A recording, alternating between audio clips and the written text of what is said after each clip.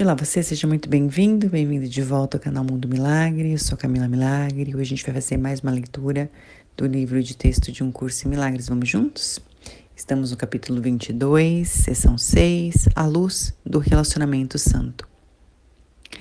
Queres a liberdade do corpo ou da mente? Pois não podes ter as duas. A qual dás valor? Qual é a tua meta?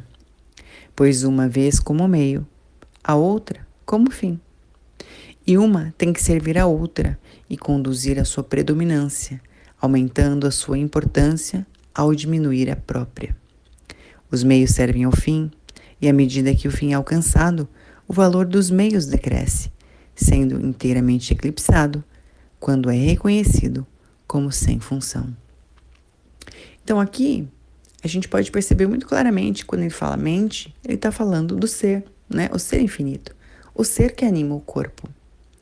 E quando o corpo tem mais valor que o ser, é, de certa forma, uma maneira também de se autodestruir. Afinal, é o ser quem cria o corpo. Então, quando o corpo é o fim e não o meio de ser infinito, é isso que causa esse eclipse, né? Essa falta de clareza, essa escuridão para nós. E se a gente tivesse totalmente orientado para o ser, que ele chama de mente, e com isso a gente pudesse criar tudo, inclusive o corpo que nos apoia na jornada aqui. E lembrar que é o ser que perpassa os tempos, espaços, dimensões, realidades e o corpo. Então, como é isso para você? E o texto continua. Não há ninguém que não anseie pela liberdade e tente achá-la. No entanto, cada um dirá e irá buscá-la onde acredita que esteja e que pode ser achada. Ele acreditará que a liberdade é possível para a mente ou para o corpo e fará com que o outro sirva a sua escolha como meio de achá-la. Onde a liberdade do corpo tiver sido escolhida, a mente é usada como meio, cujo valor está na sua capacidade de engenhar formas de realizar a liberdade do corpo. No entanto, a liberdade do corpo não tem significado e assim a mente é dedicada a servir ilusões. É aquele eclipse que a gente estava falando. Essa é uma situação tão contraditória e tão impossível que qualquer pessoa que a escolha não tem a menor ideia do que é que tem valor. Entretanto, mesmo nessa confusão tão profunda que não pode ser descrita, o Espírito Santo espera em gentil paciência, tão certo do resultado quanto ele está seguro do amor do Criador dele. Ele tem o conhecimento de que essa decisão louca foi tomada por alguém tão querido para o Criador dele quanto o amor para si mesmo. Não te perturbes absolutamente pensando em como ele pode mudar o papel do meio e do fim com tanta facilidade naquilo que Deus ama e quer que seja livre para sempre. Mas, ao contrário, ser grato pelo fato de poder ser o meio para servir ao fim dele. Esse é o único serviço que conduz à liberdade. Para servir a esse fim, o corpo tem que ser percebido como sem pecado, porque a meta é a impecabilidade. A ausência de contradição faz a suave transição de meio para fim tão fácil quanto a passagem do ódio para a gratidão diante de olhos que perdoam. Tu serás santificado pelo teu irmão, usando o teu corpo apenas para servir ao que não tem pecado, e será impossível para ti odiares o que serve àquele que queres curar. Esse relacionamento santo, belo em sua inocência, poderoso em força e resplandecente como uma luz mais brilhante do que o sol que ilumina o céu que vês, é escolhido pelo teu Pai como um meio para o próprio plano dele. Se grato pelo fato de que ele em nada serve ao teu. Nada que lhe for confiado pode ser usado de forma equivocada e nada que lhe for dado deixará de ser usado. Esse relacionamento santo tem o poder de curar toda a dor, independentemente de sua forma. Então, vou repetir que minha voz falhou. Esse relacionamento santo tem o poder de curar toda dor, independentemente de sua forma.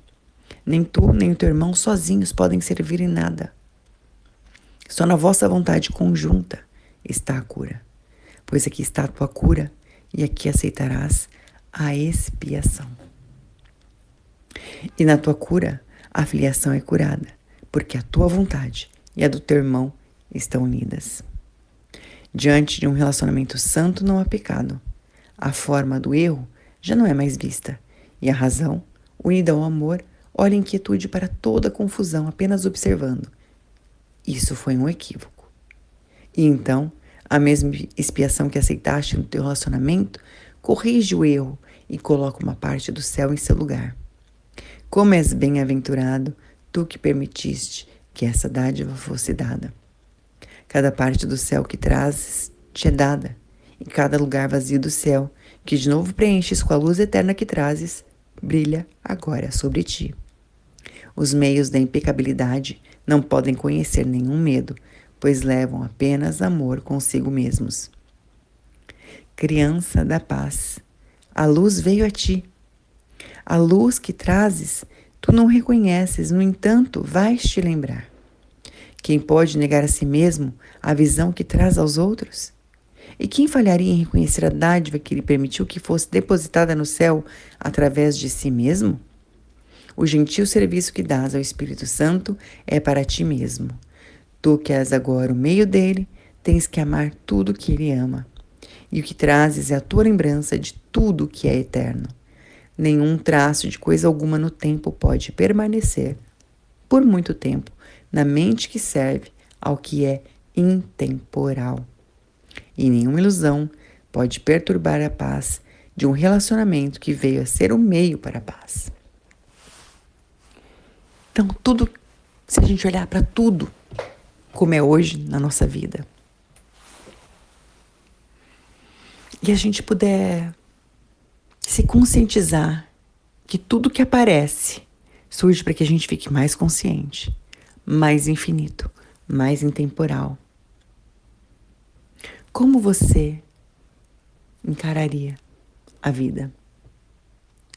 Como esse instante em que um problema, entre aspas, surge na intemporalidade do seu ser infinito e dando a isso o exato tamanho que isso tem, ou transformando disso um grande motivo para não ter o relacionamento santo.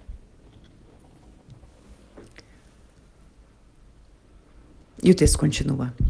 Quando tiveres olhado para o teu irmão com perdão completo, do qual nenhum erro está excluído e nada é mantido oculto, que equívoco pode haver em qualquer lugar que não possas deixar de ver? Que forma de sofrimento poderia bloquear a tua vista, impedindo-te de ver além dela? Que ilusão poderia haver que não reconhecesses como um equívoco, uma sombra através da qual caminhas completamente inabalado? Deus não permitiria que nada interferisse com aqueles cujas vontades são a vontade dele, e eles reconhecerão que suas vontades são a dele, porque servem a dele, e a servem voluntariamente. E a lembrança do que eles são, acaso poderia ser por muito tempo retardada? Verás o teu valor através dos olhos do teu irmão, e cada um é liberado à medida que contempla o seu próprio Salvador no lugar do agressor que ele pensava estar lá. Através dessa liberação, o mundo se libera. Essa é a tua parte em trazer a paz. Eu quero marcar esse texto. Através dessa liberação, o mundo se libera. Essa é a tua parte em trazer a paz. Isso é uma coisa que eu vejo muito quando eu estou constelando pessoas. E muitas vezes a gente tem um grande obstáculo, né, na nossa vida, um grande amargor, um grande ressentimento, uma grande mágoa, um grande trauma.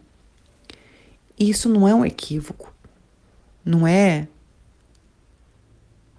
algo que vem para te prejudicar, é algo que aparece, que você dá um significado àquilo e que aquilo se torna maior do que a sua capacidade de ser infinito e olhar para aquilo com um milésimo de segundo, a sua intemporalidade, e dar a isso o significado que realmente tem. Eu não estou dizendo que o que você viveu não doeu. Eu não estou dizendo que o que você passou foi justo. O que eu estou querendo dizer é que toda vez que a gente se coloca a serviço da consciência, de olhar para as coisas como elas são e de olhar para a perspectiva do outro e ter minimamente curiosidade de saber, ok, isso é assim, por qual razão? Qual é a causa disso? O que veio antes disso? O que causou isso?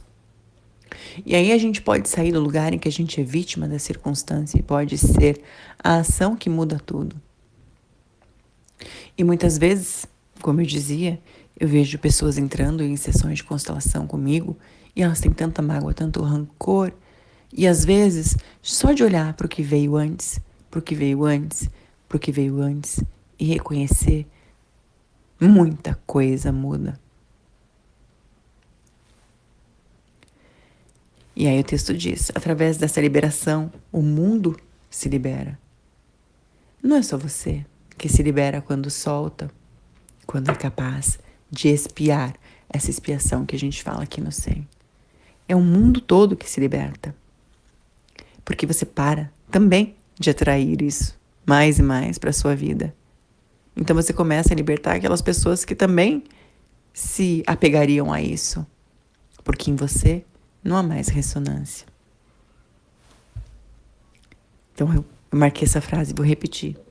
Através dessa liberação, o mundo se libera. Essa é a tua parte em trazer a paz. E o texto continua. Pois perguntaste qual é a tua função aqui, e foste respondido.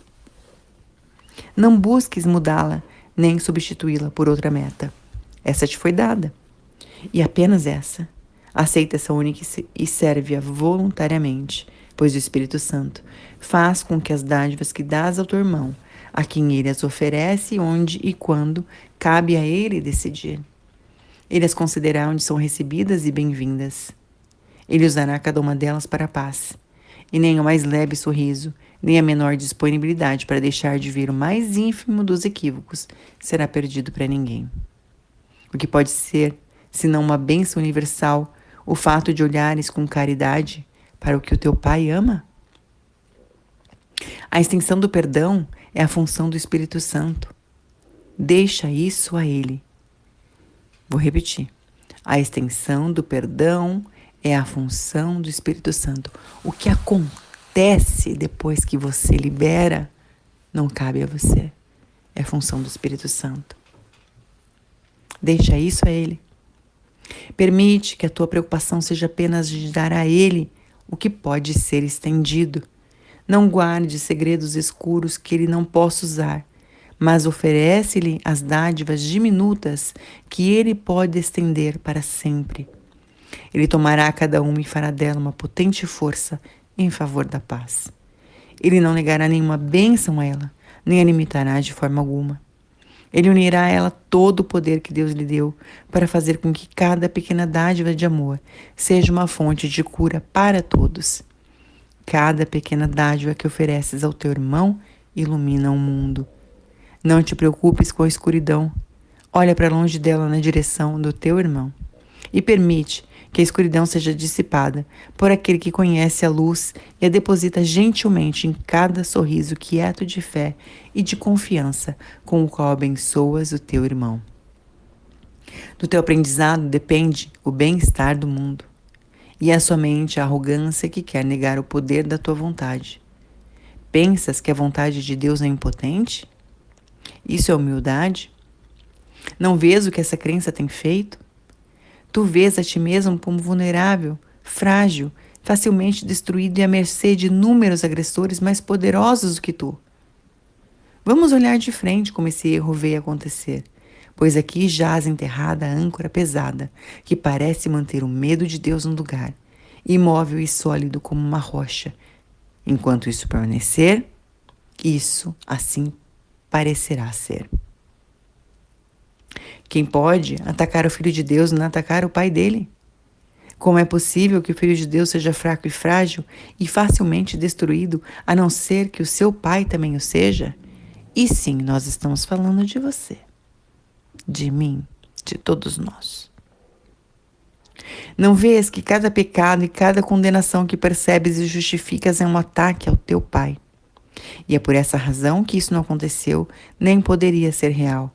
Não vês que tudo isso é o que tentas fazer porque pensas que o pai e o filho estão separados. E não podes deixar de pensar que eles estão separados por causa do medo. Pois parece mais seguro atacar uma outra pessoa ou a ti mesmo do que atacar o grande Criador do universo, cujo poder tu conheces. Se fosses um com Deus e reconhecesses essa unicidade, terias o conhecimento de que o poder dele é o teu. Mas não te lembrarás disso enquanto acreditares que qualquer tipo de ataque significa alguma coisa. Ele é injustificado em qualquer forma, porque não tem significado. A única maneira em que poderia ser justificado seria se tu e o teu irmão fosseis separados um do outro e se todos fossem separados do Criador. Pois só então seria possível atacar uma parte da criação sem atacar o todo, o filho sem o pai, e atacar outra pessoa sem atacar a si mesmo ou ferir a si mesmo sem que o outro sentisse dor. E tu queres essa crença. Entretanto, onde está o seu valor, exceto no desejo de atacar em segurança? O ataque não é seguro nem perigoso. Ele é impossível. E isso é assim porque o universo é uno. Não escolherias atacar a sua realidade se não fosse essencial para o ataque vê-lo separado daquele que o fez? E assim, aparentemente, o amor poderia atacar e vir a ser amedrontador. Só aqueles que são diferentes podem atacar. Assim concluíste que, porque podes atacar, tu e teu irmão não podeis deixar de ser diferentes. No entanto, o Espírito Santo explica isso de maneira diferente. Porque tu e o teu irmão não sois diferentes, não podes atacar. Cada uma dessas posições é uma conclusão lógica. Qualquer uma pode ser mantida, mas nunca ambas. A única questão que é necessário responder, com o fim de decidir qual das duas tem que ser verdadeira, é se tu e o teu irmão sois diferentes. A partir do que compreendes, pareceis ser e, portanto, pode atacar. Das alternativas, essa parece ser mais natural e estar mais na linha da tua experiência. E, por conseguinte, é necessário que tenhas outras experiências, mais na linha da verdade, para que te ensinem o que é natural e verdadeiro. Isso é tão valioso, gente. A gente insiste em manter as experiências, as vivências, os aprendizados e os pontos de referência que confirmam o que a gente já tomou como ponto de vista, o que a gente já concluiu. Mas, se você não tiver outra experiência, como é que você vai mudar seu ponto de vista? Se você não se colocar em outros ângulos para olhar a situação que te amedronta, que te afronta, que te machuca, que te magoa, que te faz ressentir, que faz você se sentir como separado ou diferente, pode ser totalmente alterada quando um outro ângulo é visto. E, de novo, é isso que a gente mais faz nas constelações e que eu mais vejo. Às vezes a gente coloca a pessoa, o constelado, para acessar um campo e ele fala, uau, eu nunca me dei conta que a minha mãe pensava assim, que meu pai pensava assim, que meu irmão pensava assim, que meu marido se sentia assim, que meu filho viveu assim, viveu isso.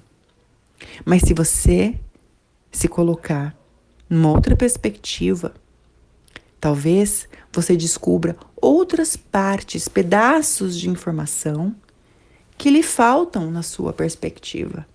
E aí você não consegue ver o todo.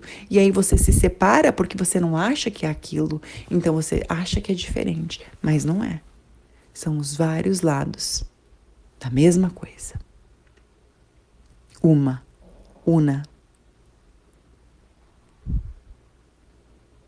E o texto continua. Essa é a função do teu relacionamento santo, pois o que pensa, o outro vivenciará com ele. O que isso pode significar, exceto que a tua mente e a do teu irmão são uma só? Não olhes esse fato alegre com medo e não penses que ele deposita uma carga pesada sobre ti. Ao contrário, gente. Ao contrário. Quando a gente tem mais informações, quando a gente tem outras perspectivas, a gente consegue soltar, fazer essa liberação, soltar o outro dessa perspectiva que a gente escolheu viver. E aí, esse é o lugar em que tudo pode mudar. E o texto continua. Pois quando o tiveres aceito com alegria, reconhecerás que o teu relacionamento é um reflexo da união do Criador com o Filho dele. Entre mentes amorosas não há separação.